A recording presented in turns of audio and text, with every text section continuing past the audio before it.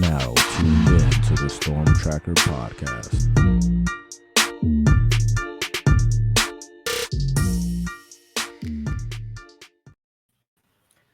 All right, welcome back to the Storm Tracker podcast. I'm Marcus Benjamin, part of the Rivals Network here, representing for CanesCounty.com. Make sure you subscribe to CanesCounty.com for free. Use the promo code Miami30. Also, make sure you subscribe to this podcast on all platforms and also subscribe to our YouTube channel, live from Canes County. And it's Monday, which means sometimes it's Blu Mondays, but it's not a Blue Monday. Let's just say that because the Miami Hurricanes came out victorious last weekend over Texas A&M 48-33. And today I've got Larry Blustein joining me, South Florida, longtime reporter. Larry, thanks for joining me once again on a Monday. Oh, my pleasure, Marcus. Appreciate it. And like you said, on a pretty good Monday, following a huge win. Yeah. So it'll make our job a lot easier this week. Yeah, absolutely. But first, I just kind of want to acknowledge the day today. It's 9/11. It was a pretty significant point in history for the United States, and everybody always kind of remembers where they were, and for me, this is gonna age me, or people will kind of know my age here of where I was here. But I was actually in college when this happened, and it's funny because I just woke up and I had an 8 a.m. class, or like 8:30 or something like that class. And I just saw all my roommates kind of just gathered around the TV. And I was like, wow, it's pretty early for them to be watching a movie, And then I didn't think anything of it. And I just kind of left, went to class. And then, they told me when I got there that class was canceled. And I was like, why? And it was like, you didn't hear? I was like, no, I just came to class. Yeah, right. Like, yeah, the tragedy happened with the World Trade Center. So yeah, it was crazy because I was in Tallahassee going to school, and it was high alert because at the time the governor was Jeb Bush, which was obviously the brother of the president at the time. So people thought that maybe the capital of Florida would be a target as well. So it was high alert at that time, man. But it's something that we'll never forget, and I'm sure you don't forget where you were. So where were you, Blue, when it all happened? Well, I was at work and at a newspaper, and we're kind of it was a weekly newspaper, so we kind of started producing it on a Tuesday and finishing up on a Wednesday. So I was the editor, so I was going over some pages. And all of a sudden, I got a phone call from my mom, and she says, "Are you watching what's happening?" And I said, "Where?" She goes, "Turn on the TV," because she says, "This is amazing." And I said, "What happened?" She goes, "Just turn on the TV." And I did.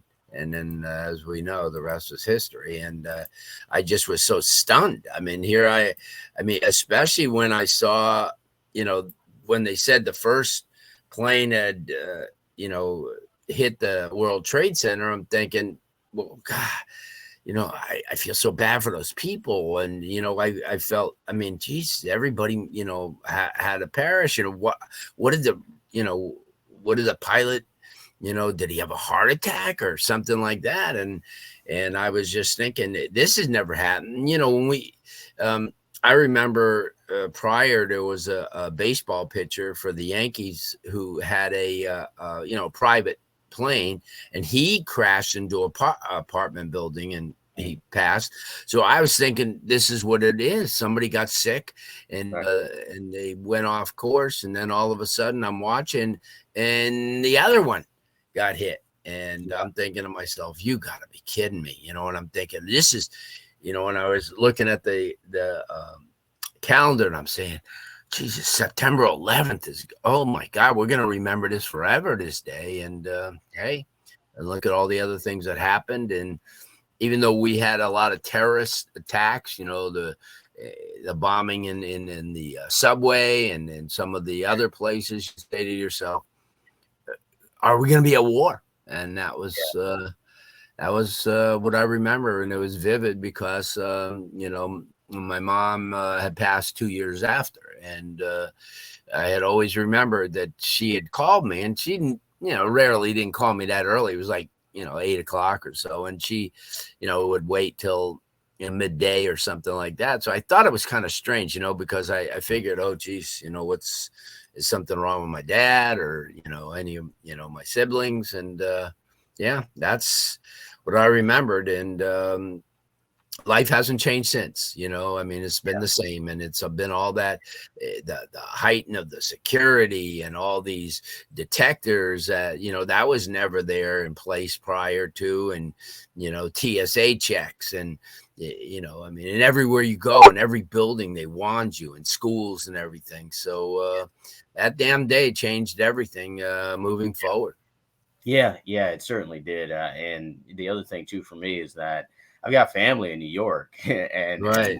I actually have a cousin who works like really close to the World Trade Center, or where the World Trade Center was, and she told me that she missed her train that day, and if it wasn't for that, she would have been, because she walks by the World Right. trying to get to her job. So it was just a crazy time, and definitely something that we'll of course never forget. Yeah. Definitely, appreciate all of the law enforcement and the firefighters that Oh kind of yeah. out during that time, and because it was pretty significant in American history. Yeah. So this win for the Miami Hurricanes is pretty significant for not only the season, but for the Mario Cristobal era and program. The fact that they went and beat an SEC team, first time since 2013 at Yeah. home. Yeah. And I went and looked it up, Blue. This is the first time they put up 48 points against an SEC team since 1981. I believe Maybe it was. Vanderbilt. It was Vanderbilt. How did you guess that? How did you know that, man? I'm, me. I was at the game, I'm sure. So, no, I remember I was trying to think when you were talking, what other team in the SEC would they do that to? And but I think in fact, that's weird because I had the program, and ironically, Jim Kelly was on the cover, because I collect all those older programs. That was an instinctual thing. Like on our podcast on Monday, I says, we're talking about the Miami of Ohio playing them. I said, I was there the last time they played them. I think they scored like 50 something points on them. It's just things like that you remember, you recall. But that's certainly really neat. Yeah, definitely. So, we were there watching the game from the press box, and there were a lot of things that I kind of took away from this game. But what are your most significant takeaways from Miami's 48-33 win over A&M? They beat a really good team, and I think they did it with a lot of resources, passing the ball, playing timely defense. You and I pointed this out with Frank Tucker, is that A&M's a big team. I mean, they're not small, and Miami is more than holding their own on the lines of scrimmages on both sides of the ball. And as you mentioned, every program and every build has a defining moment, and I think this was the defining moment in Miami's reincarnation, into being a team that's going to be recognized nationally like they were. Now they're ranked. It's now everybody's got their, they've got everybody's attention, and certainly the upcoming next 3 games are very winnable. And this is a program that needed to have a kickstart, a 5-0 start, and going into a season where Mario Cristobal said in the post game conference, this is just the iceberg. This is nowhere near where we need to be. And that's the most exciting part. And, beating a team like that and not even being close to where he expects his team into the future. Yeah, I totally agree. I mean, this was a signature win for Cristobal, his first big Yeah. win. It took year two for him to get it, but he got it nonetheless. And I think the one of the more significant takeaways for me was the fact that this team can beat you two different ways as far as offensively. They can beat you running the ball like you saw in Miami of Ohio, or they could beat you passing the ball like we saw against Texas A&M. Right. They showed a lot of versatility, and I was really, really impressed with the play calling.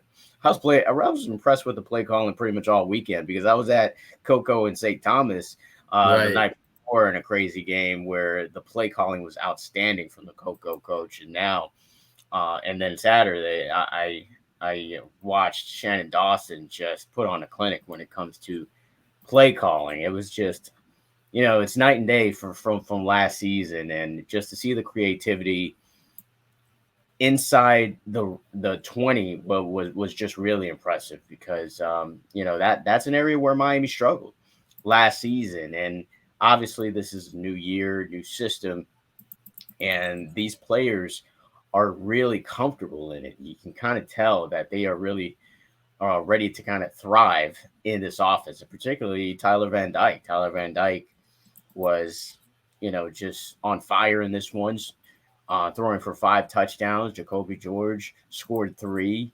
Xavier Restrepo had a career high in yards. So I think, Miami has something to build on with this win for the season.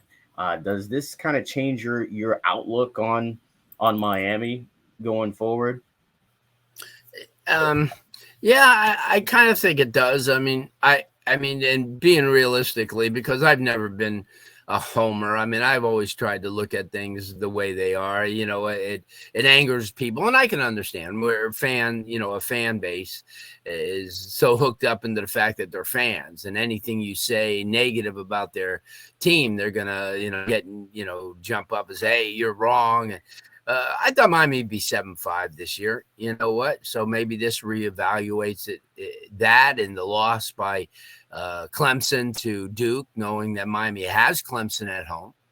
And I don't think, other than Florida State, that Miami's going to face a more physical uh, and big team like they did on Saturday. So the Texas A&M is a lot more physical than Clemson. They're bigger on both sides of the ball. I mean, Yeah. they've got speed, they've got skill kids. So this win, I don't want to parallel it to the NFL, but this is a lot like the Dolphins win yesterday.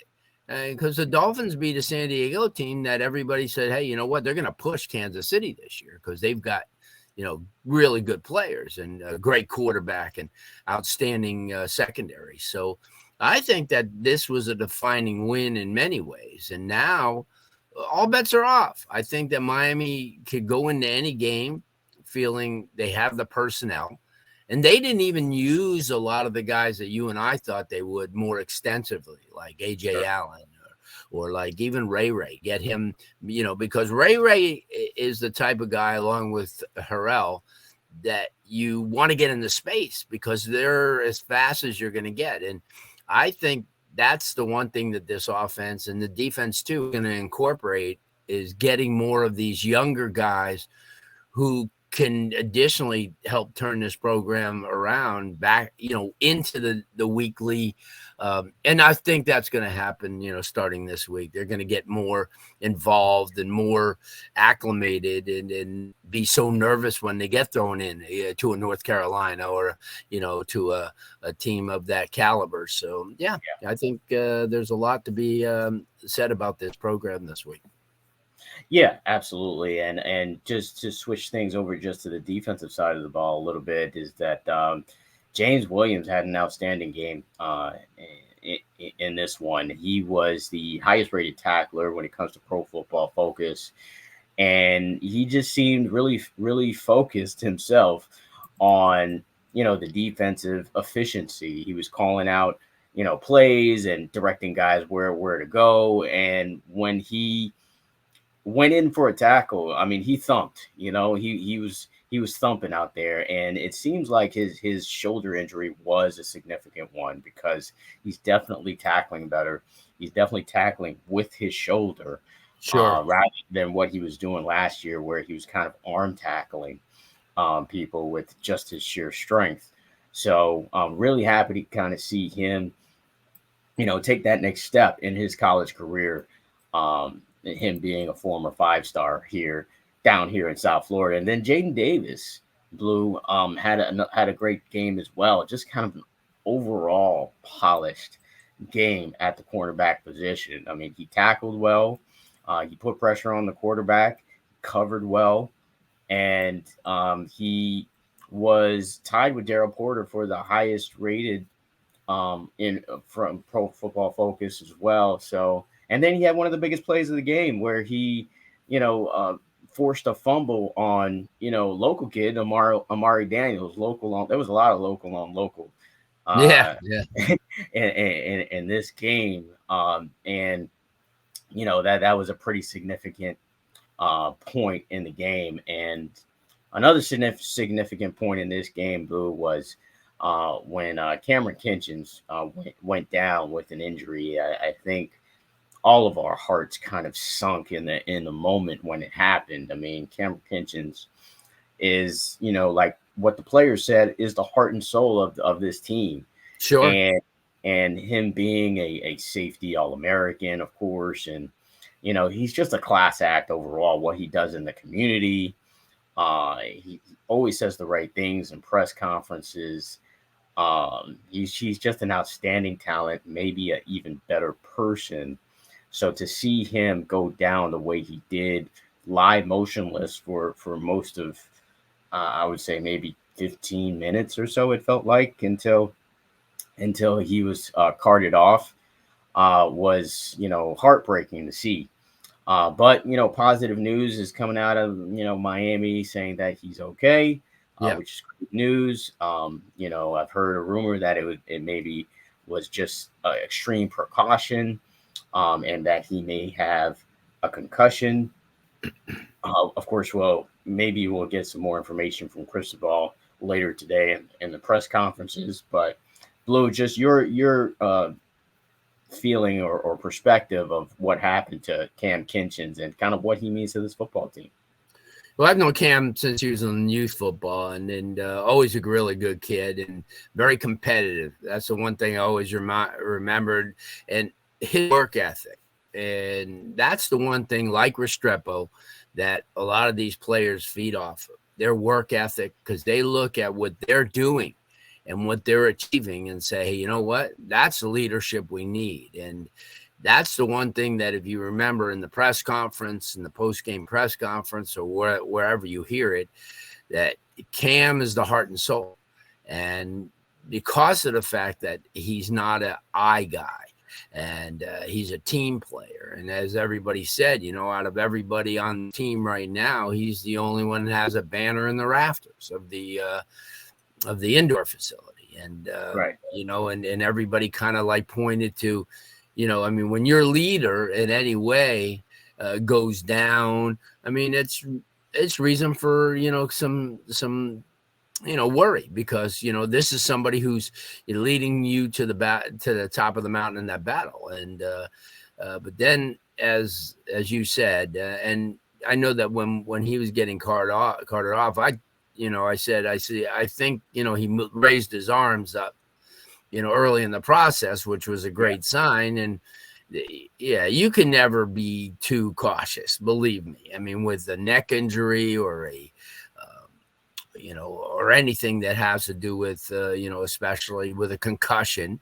because look at, God forbid, all these people who, have that happen. But I kind of thought that when he first made the play and then he went down, and then the way he put up his arms, they have these things called stingers. And what they do is they temporarily not fully paralyzed, but it numbs you. That could go right down your spine into your lower extremities, and then you feel that way at the time, and you're trying to clench your fist to make sure. And I thought that's what he had, because that's an initial reaction to do. And but when I found out it was more of a concussion, and you kind of like, and his parent, and that's a thing too.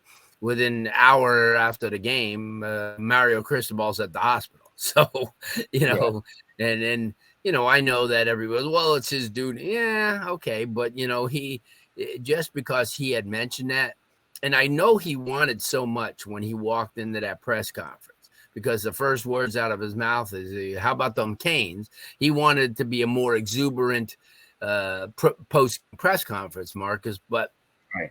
Kind of tough when you have that over your head and you're thinking about your fallen teammate at the time and not knowing. But as it worked out, he'll be back. He's between you and I, he's got a couple of maybe 2-3 weeks if you really wanted to kind of fully rest it, that they might not be missing him that much. So and getting him ready, I'd much rather have him ready for that stretch run in the ACC. But whatever happens, it just shows you how close this team is, because and I think Tyler Van Dyke put it best. He goes, last year we wouldn't have won this game. See, and that's, I thought that everybody kind of overlooked that statement. People kind of like, were listening to what they want, but I thought that was one of the most poignant things that was said in the post game, is that your quarterback would say, you know what, last year I don't think we would win this game, and that's pretty telling on where they are. Yeah, I thought that was a pretty significant statement as well. That's why I went ahead and tweeted that out yesterday, because it was definitely telling, and Jaden Davis also had a telling statement as well, saying that when he transferred in from Oklahoma, Cam called the team meeting and everybody was there 15 minutes before. Right. Everyone was there, and he was saying, he's gone to team meetings before. Some people show up, some people don't. Some people straggle in, and the fact that, everybody on the team was 15 minutes early really kind of, it resonated with him, kind of where this team wanted to go and how much this team will work this season. And it was evident Saturday. It was evident Saturday that this team is willing to work hard to get wins this season. And now they're ranked 22nd in the nation. Blue. I mean, we kind of thought it would happen because, Texas A&M was 23rd. Miami was kind of right there on the outside of the top 25. But the nation is starting to recognize, that this team could be, something to be reckoned with this season. And like you said, with Cam, this next game against Bethune, no reason to play him. The game after that against Temple, again, probably no reason to really play him. You probably at the earliest will see Cam back for the Georgia Tech game, and then there's a bye in between there before Georgia. Sure, that's what I'm saying. You got pretty much a 4 or 5 week cushion here where there's no panic. But I did want to also bring up the fact that you take a look at this, and I kind of like it. I don't take many things personally, but I was watching the game day, on ESPN, and everybody but Lee Corso picked Texas A&M. And the one thing that Kirk Herbstreit, who I guess is usually, a little more fair with University of Miami, but when he picked the reason why that Miami would lose, he said that Texas A&M would outdraw them. And I was thinking to me, that's crazy. And I watched that crowd, and it might not have been 70,000, but I'll tell you, that was one of the most energetic, electric crowds they've had. And I just hope he has a chance to watch that game, because even in the post conference, Jaden Davis said that kind of brought him back to when he visited Miami and when he was in high school, when they beat Notre Dame. And that game was so electric when Bandy, when Bandy picked off the ball and went in for the touchdown. And then the following week against Virginia Tech, that's what Miami, was looking to get back to. That was kind of like a spark that never really caught. They were 10-0, then they lost all. See, but I think that there's more to this foundation this time around. And I think that they're going to play off of this. And I think moving forward, you're going to get stronger and stronger and more confident every year and not afraid to put in younger kids. And I think that's what this is all about. Yeah, absolutely. Yeah, I want to touch on that too, since you brought it up. I was totally surprised at the game day crew, except for Lee Corso, who's a Seminole, basically. Yeah. Crew, didn't pick the Hurricanes, or had the things that they said about the Hurricanes, and Kirk actually said, "Well, they don't care about football down there." He actually said that, and I was like, "Okay, well." That's definitely not true, because the fans that were in the building care about the Miami Hurricanes, Yeah. And then there's a ton of people at home watching as well. It's not everyone who can afford to go to a Miami Hurricanes football game. So, so I think the national narrative is going to change as far as this fan base is concerned, and this team is concerned, and I'm excited to see it all unfold in this 2023 season. But yeah, you talked about the young guys and this Bethune game coming up on Thursday night. We are going to see a lot of young players play in this one. I'm assuming Tyler Van Dyke is probably going to play a half, if that. And we're going to see a lot of Emory Williams and Jakari Brown, and we're going to see some Ray, and some other of those linebackers that have been doing great at camp. Maybe we've seen a Malik Bryant, Bobby Washington, Papa Aguirre, and Jaden Davis. Jaden Harris. We'll see him likely in the game, especially with Cam not going to play, I'm sure. So with this Bethune game, obviously, it's a FCS team.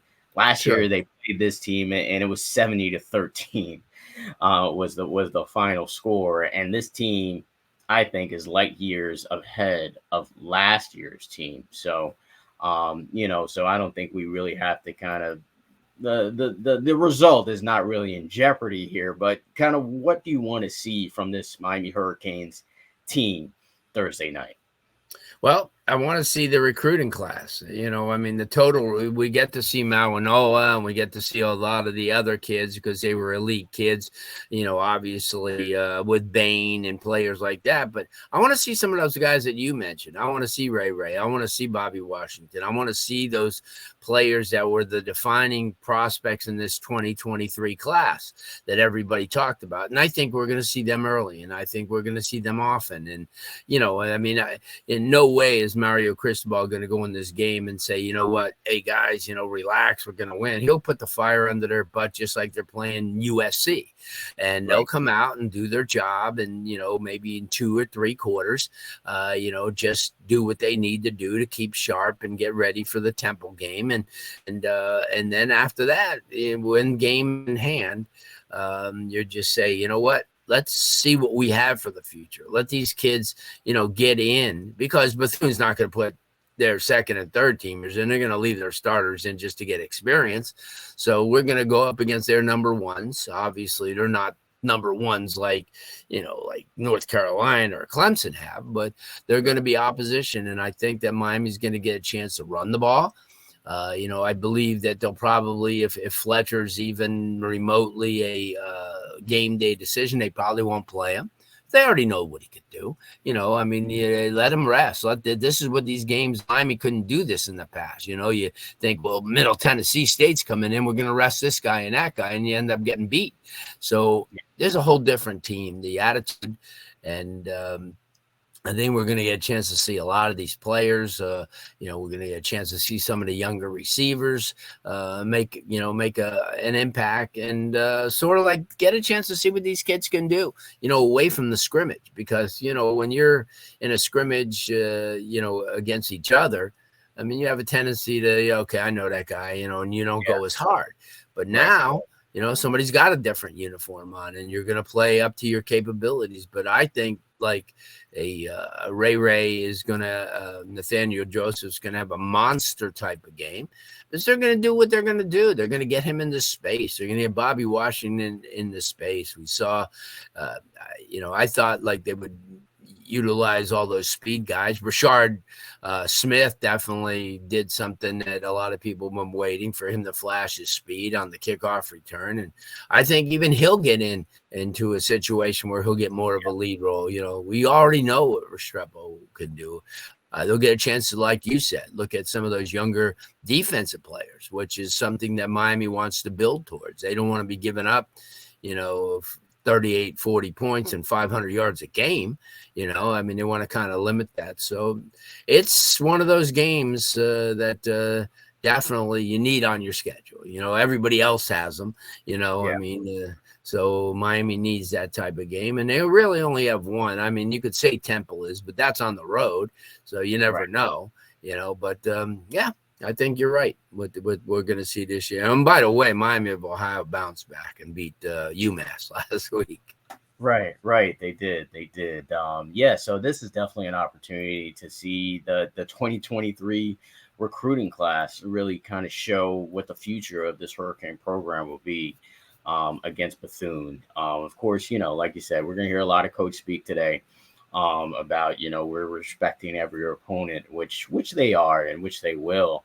But this is definitely going to be a game that I believe gets out of hand in the second quarter, pretty early, the second half. So I'm excited to kind of see these young guys on Thursday night, and this schedule is a favorable one. Like you said, I mean, of course, we're expecting a win against Bethune. We're expecting a win against Temple. One of the teams that are more towards the bottom of college football. I think they're a notch below Miami of Ohio, in my opinion, from what I've seen. And then Georgia Tech is not a team that probably is going to be competing for the ACC, and this is a team that Miami dominated last season. They're kind of rebuilding with a new culture and a new coach, and then you go into North Carolina. So this team actually has a chance to be 5-0 going into that North Carolina game, which we know is going to be a tough one on the road. So it's shaping up to be a very exciting season for the Miami Hurricanes. All right, that is Larry Blustein, ladies and gentlemen. The legend who joined me today. Make sure you subscribe to CanesCounty.com for free. Use the promo code Miami30. Make sure you subscribe to this YouTube channel, live from Canes County, as well as our podcast, which is on all platforms. Make sure you like, share, comment as well. Love comments and love kind of interacting with you guys as well. And that is going to wrap it up for the Storm Tracker podcast. Thanks for joining me again, Blu. Anytime. You know that, Marcus. All right. Thank you. And enjoy the rest of your day, guys.